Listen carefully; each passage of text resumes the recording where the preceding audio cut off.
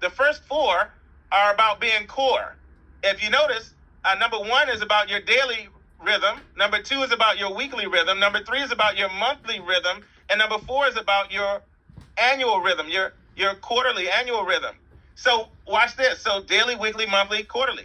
By the way, number one will sustain a consistent 1,000 plus per month just by being core.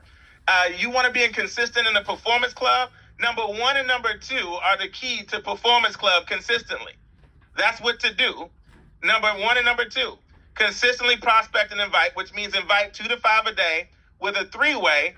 And it says within the first 30 minutes of your business day. By the way, this is my challenge. This is the challenge that allowed me to create a consistent 10K per month. This is the challenge that I have for my team and those that are following my leadership. And which, if this doesn't work for you, what is yours, right? But it needs to be from something proven, not something theoretical.